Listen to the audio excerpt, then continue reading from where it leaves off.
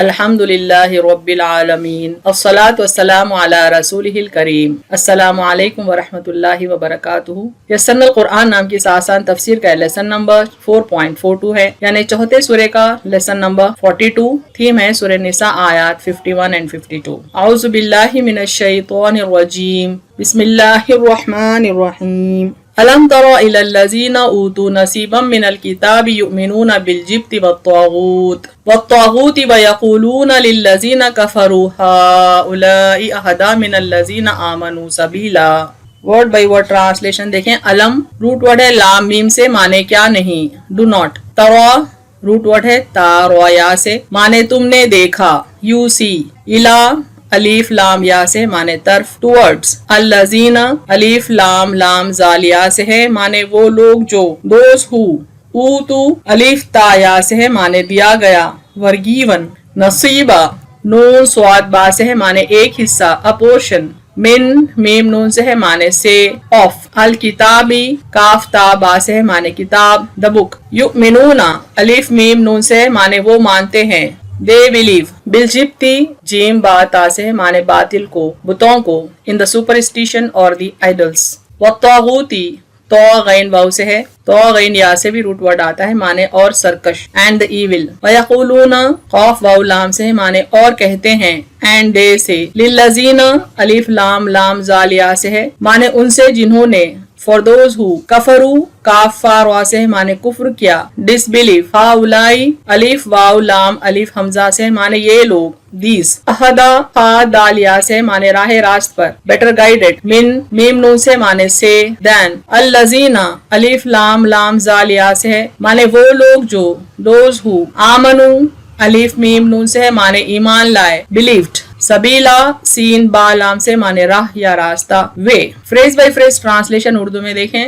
الم تر الی الذین، کیا تم نے ان لوگوں کو نہیں دیکھا، اوتو نصیبا من الکتاب، جنہیں کتاب کا ایک حصہ دیا گیا، یؤمنون بالجبت والطاغوت، وہ مانتے ہیں بتوں کو اور شیطان کو، ویقولون للذین کفروا، اور کفار کے سلسلے میں کہتے ہیں، ہؤلاء اہدیٰ، یہ زیادہ ہدایت پر ہیں، من الذین آمنوا سبیلا، ایمان لانے والوں سے راہ راست پر۔ کمپلیٹ ٹرانسلیشن دیکھیں۔ کیا تم نے ان لوگوں کو نہیں دیکھا جنہیں کتاب کا حصہ دیا گیا، وہ مانتے ہیں بتوں کو اور شیطان کو، اور کفار کے سلسلے میں کہتے ہیں، یہ زیادہ ہدایت پر ہیں ایمان لانے والوں سے راہ راست پر۔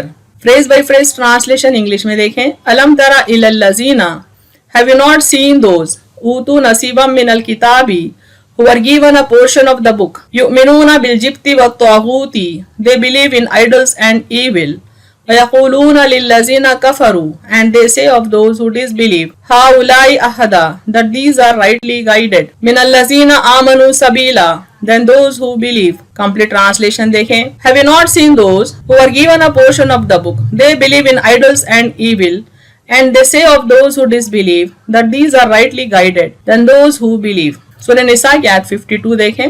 بسم اللہ الرحمن الرحیم، اولئک الذین لعنہم اللہ ومن یلعن اللہ فلن تجد لہ نصیرا۔ ورڈ بائی ورڈ ٹرانسلیشن دیکھیں۔ اولئک الف واو لام الف حمزہ سے ہے، مانے یہی لوگ، دوز۔ الذین الف لام لام زال یا سے ہے، مانے وہ لوگ جو، the ones۔ لعنہم لام عین نون سے ہے، مانے ان پر لعنت کی، who have been cursed۔ اللہ الف لام ہا سے، مانے اللہ، اللہ۔ ومن میم نون سے ہے، مانے اور جو کوئی، and whoever۔ یلعنی لام عین نون سے، مانے لعنت کرے، cursed۔ اللہ الف لام ہا سے، مانے اللہ، اللہ۔ فلن لام نون سے، مانے تو ہرگز نہیں، then never۔ تجدہ واو جیم دا سے، مانے تو پائے گا، you will find۔ لہو لام سے، مانے اس کا، فہم۔ نصیرا نون سواد را سے، مانے کوئی مددگار، any helper۔ Phrase by phrase translation دیکھیں اردو میں۔ اولئک الذین لعنہم اللہ، یہی لوگ ہیں جن پر اللہ نے لعنت کی، ومن یلعن اللہ، اور جس پر اللہ لعنت کرے، فلن تجد لہ نصیرا، تو ہرگز آپ اس کا مددگار نہیں پائیں گے۔ کمپلیٹ ٹرانسلیشن دیکھیں۔ یہی لوگ ہیں جن پر اللہ نے لعنت کی اور جس پر اللہ لعنت کرے تو ہرگز آپ اس کا مددگار نہیں پائیں گے۔ Phrase by phrase translation English میں دیکھیں، اولئک الذین لعنہم اللہ، those are they whom Allah has cursed، وَمَن يَلْعَنِ اللَّهُ and he whom Allah has cursed فَلَن تَجِدَ لَهُ نَصِيرًا you will find for him no helper۔ Complete translation دیکھیں، those are they whom Allah has cursed and he whom Allah has cursed you will find for him no helper۔ دونوں آیتوں کو revise کرتے ہیں تاکہ ان کی continuity سمجھ میں آئے۔ کیا تم نے ان لوگوں کو نہیں دیکھا جنہیں کتاب کا ایک حصہ دیا گیا، وہ مانتے ہیں بتوں کو اور شیطان کو، اور کفار کے سلسلے میں کہتے ہیں یہ زیادہ ہدایت پر ہیں ایمان لانے والوں سے راہ راست پر۔ یہی لوگ ہیں جن پر اللہ نے لعنت کی، اور جس پر اللہ لعنت کرے تو ہرگز آپ اس کا مددگار نہیں پائیں گے۔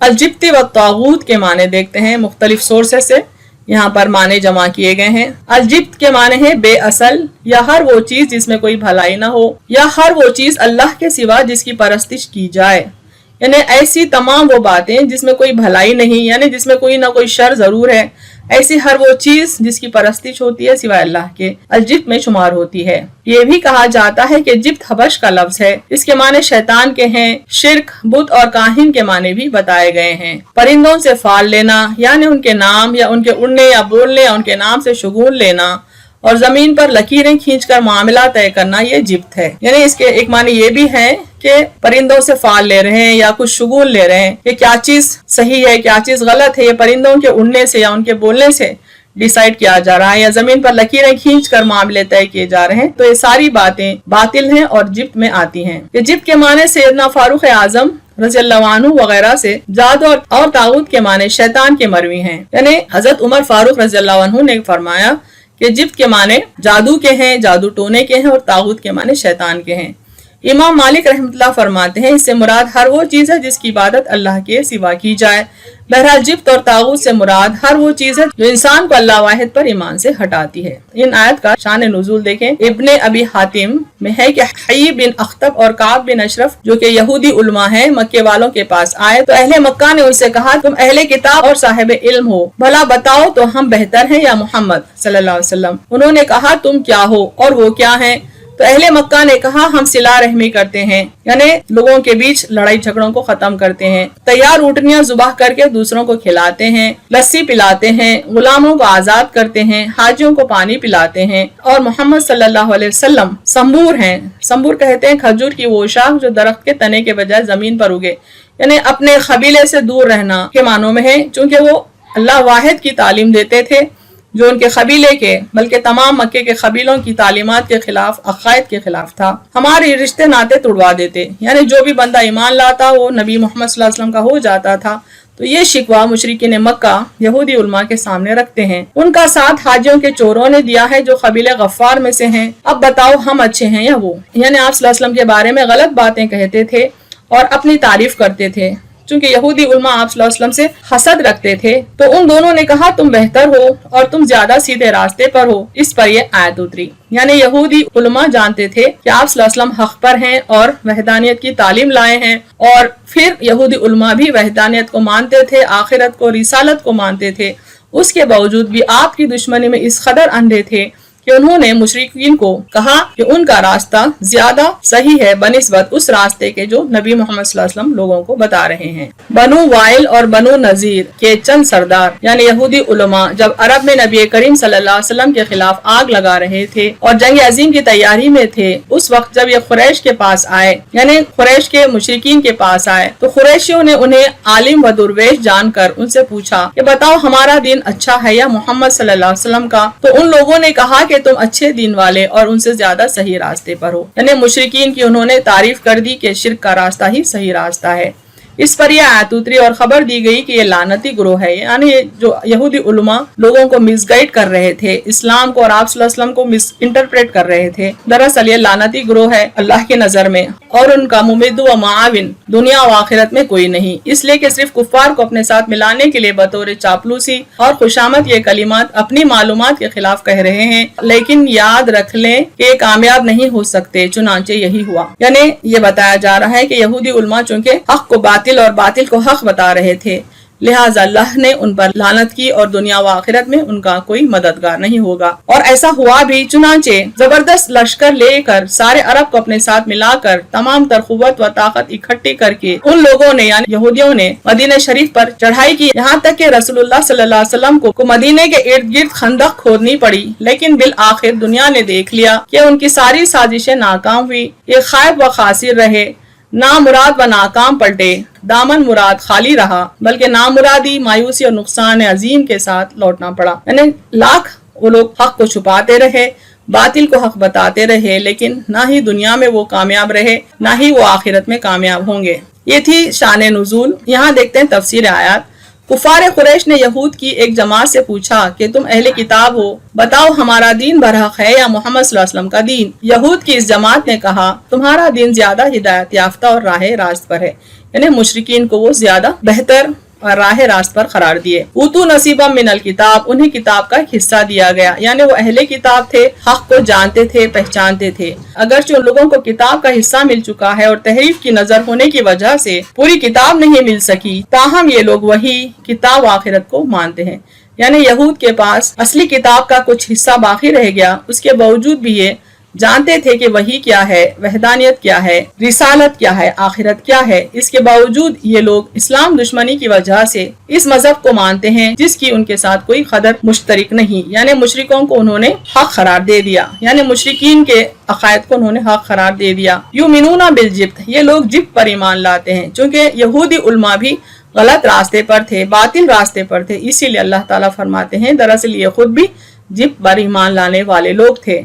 جبت پر ایمان کے بارے میں مختلف اقوال ہیں، لیکن اگر جبت کا مطلب بے اصل اور بے بنیاد چیز لیا جائے تو تمام اقوال میں کچھ چیزیں قدر مشترک کے طور پر سامنے آتی ہیں۔ یعنی دراصل یہودیوں میں بھی وہ برائیاں سرایت کر گئی تھیں جو کہ مشرکین میں ہوتے ہیں، جیسا کہ بت پرستی، سحر یعنی جادو، شیطان، اوہام پرستی اور بدشگونی وغیرہ، یعنی وہ چیزیں جو حقیقت پر مبنی نہیں، شامل ہیں۔ زندہ اور آگاہ دلوں کو بتایا گیا کہ رشد و ہدایت کیا ہے اور کفر و ضلالت کیا ہے۔ اب اگر کوئی ضلالت یعنی طاغوت کا انکار کرتا ہے اور عقل و فطرت کے راستے سے منحرف ہونے والوں سے برات کر کے ایمان باللہ کے دائرے میں داخل ہو جاتا ہے تو گویا اس نے ایک ایسے وسیلے کو تھام لیا جو نجات کا ضامن ہے۔ اللہ تعالیٰ سورہ بقرہ میں فرماتے ہیں لا اکراہ فی الدین قد تبین الرشد من الغی فمن یکفر بالطاغوت ویؤمن باللہ فقد استمسک بالعروۃ الوثقی لا انفصام لها واللہ سمیع علیم۔ دین میں کوئی جبر و اکراہ نہیں، بتحقیق ہدایت اور ضلالت میں فرق نمایاں ہو چکا ہے۔ بس جو طاغوت کا انکار کرے اور اللہ پر ایمان لے آئے، بتحقیق اس نے نہ ٹوٹنے والا مضبوط سہارا تھام لیا، اور اللہ سب کچھ خوب سننے والا اور جاننے والا ہے۔ یعنی اللہ تعالیٰ فرماتے ہیں کہ ہدایت کا راستہ اور ضلالت یعنی گمراہی کا راستہ دونوں کلیرٹی سے بتا دیا گیا، سمجھا دیا گیا۔ اب اگر جو ضلالت کے راستے کو رد کرتا ہے یعنی طاغوت کا راستہ رد کرتا ہے اور اللہ پر ایمان لاتا ہے، تب اس نے ایک مضبوط سہارا تھام لیا جو کہ اللہ کا سہارا ہے۔ طاغوت سے مراد وہ قوتیں ہیں جو حدود اللہ اور احکام شریعت کے مقابلے میں کھڑی ہو جاتی ہیں۔ اس آیت میں جبت اور طاغوت پر ایمان لانے والوں اور کافروں کو اہل ایمان سے زیادہ ہدایت یافتہ قرار دینے والوں کو لعنت کا مستحق قرار دیا گیا۔ اللہ تعالیٰ فرماتے ہیں وَيَقُولُونَ لِلَّذِينَ كَفَرُوا، اور کفار کے سلسلے میں کہتے ہیں کہ وہ زیادہ حق پر ہیں بنسبت مومنین کے۔ یہ وحی اور رسالت کے ماننے والے لوگ ان مشرکین کو احاطہ یعنی زیادہ ہدایت یافتہ قرار دیتے ہیں جو وحی اور رسالت کو نہیں مانتے۔ اولئک الذین لعنہم اللہ، یہی لوگ ہیں جن پر اللہ نے لعنت کی، یعنی وہ یہودی علماء جو یہ جھوٹ گھڑ رہے تھے کہ مومن بندے بھٹکے ہوئے ہیں اور مشرکین حق پہ ہیں، تو اللہ نے ان یہودی لوگوں پر لعنت کی۔ جو لوگ حق کو چھپاتے ہیں اور اناد و دشمنی کی وجہ سے حقیقت پر پردہ ڈالتے ہیں، یہ بہت بڑا جرم ہے۔ قرآن و حدیث دونوں میں ایسے لوگوں پر پرزور الفاظ میں لعنت بھیجی گئی ہے۔ یعنی اگر حق کو چھپایا گیا تو یہ عین ممکن ہے بلکہ یقینی ہے کہ اللہ کے بندوں کی کثیر تعداد غلط راستے پر چلی جائے گی۔ تو صرف اپنے ذاتی حسد کی بنا پر یہ خود ہی نہیں بھٹک رہے تھے بلکہ اللہ کے بندوں کی کثیر تعداد کو انہوں نے بھٹکا دیا، جس کے سبب اللہ نے ان پر لعنت کی۔ وَمَن يَلْعَنِ اللَّهُ فَلَن تَجِدَ لَهُ نَصِيرًا، اور جس پر اللہ لعنت کرے تو ہرگز آپ اس کا مددگار نہیں پائیں گے۔ ظاہر سی بات ہے کہ جب اللہ ہی ان پر لعنت کرتا ہے تو پھر کسی اور کو وہ مددگار نہیں پائیں گے سوائے اللہ کے، اور اللہ جس پر لعنت کرتا ہے اس کی کسی قسم کی مدد وہ نہیں کرتا۔ لعنت کے نتیجے میں جب یہ اللہ کی رحمت سے دور ہو جائے گا تو رحمت کا کوئی اور منبع یعنی سورس ہے ہی نہیں جہاں سے ان کو کمک میسر آیا، یعنی کوئی رحمت ان پر نازل ہو، کوئی مدد ان کے لیے ان کو عطا ہو، یہ ممکن نہیں ہے کسی اور ذریعے سے۔ اہم نکات دیکھیں اس تفسیر کے۔ طاغوت کی نفی یعنی باطل کی نفی کیے بغیر ایمان باللہ ممکن ہی نہیں، کیونکہ ایمان باللہ حق ہے، وہ ممکن ہی نہیں اس وقت تک جب تک ہم باطل کی پوری طرح سے نفی نہیں کرتے، اس کا انکار نہیں کرتے۔ فَمَن يَكْفُرْ بِالطَّاغُوتِ وَيُؤْمِن بِاللَّهِ، پس جو طاغوت کا انکار کرے اور اللہ پر ایمان لے آئے۔ لیکن اہل کتاب بالخصوص یہود صرف طاغوت کی اتباع ہی نہیں کرتے تھے بلکہ مشرکین کو مومنین سے بہتر قرار دیتے تھے، جبکہ جانتے تھے کہ اللہ کی وحدانیت حق ہے، رسالت و آخرت حق ہے۔ محمد صلی اللہ علیہ وسلم سے حسد کے سبب انہوں نے شرک کو ایمان سے بالاتر قرار دے دیا، اسی لیے اللہ نے ان پر لعنت کی، اور جن پر اللہ لعنت کرے ان کا کوئی مددگار نہیں۔